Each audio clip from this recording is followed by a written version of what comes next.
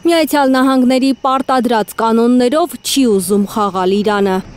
Օմանի միջոցով Միացյալ Նահանգների ուղարկած վերջին նամակ առաջարկից հետո վրդովված է Թեհրանը։ Այդ առաջարկը Վաշինգտոնը արել է Հռոմում անցկացված բանակցությունների 5-րդ փուլից հետո։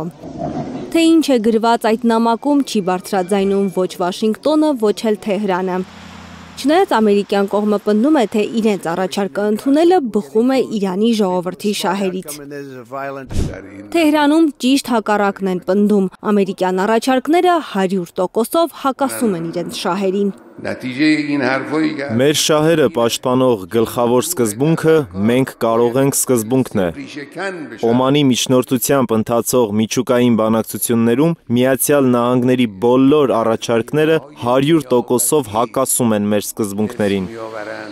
CNN-ը տեղեկություն ունի, որ Թրամփը իր այս վերջին նամակում արգելել է Իրանին նույնիսկ խաղաղ նպատակներով հարստացնել ուրանը ու դրանով տրորել է Թեհրանի կարմիր գծերը։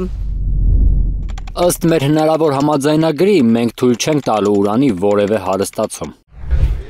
Իրանցի պաշտոնյաները նշում են, որ ամերիկացիները անընդհատ փոխում են իրենց դիրքորոշումը եւ դա է պատճառը, որ կողմերը մինչ օրս շոշափելի արդյունքի չեն հասել։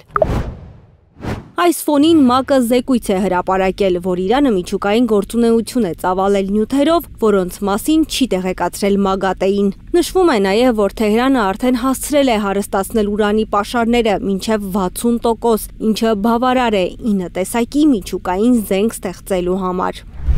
Իրանի միջուկային ներուժի շուրջ բարձրացած աղմուկից հետո Իրանի արտգործնախարարը հայտարարեց, որ պատրաստ է ապացուցել աշխարհին իրենց միջուկային ծրագիրը միայն խաղաղ նպատակների համար է։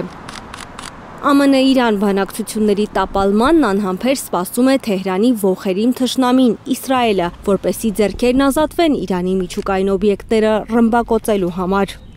Times of Israel-ը գրում է, քանի դեռ պաշտոնապես չեն տապալվել Թեհրան-Վաշինգտոն բանակցությունները, Իսրայելը չի կարողանա ռազմական գործողություններ սկսել Իրանի դեմ։ Հիմա մեծ հարցականի տակ է իրար հետ հազիվ լեզու գտած հակառակորդ երկրների բանակցությունների ապագան։ Հնարավոր է բանակցային 6-րդ ռաունդ չլինի Իրանի եւ Միացյալ Նահանգների միջև։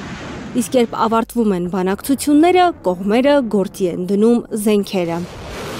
Հասմիկ Տերոփյան, Հարություն Մաթևոսյան, Հայլուր։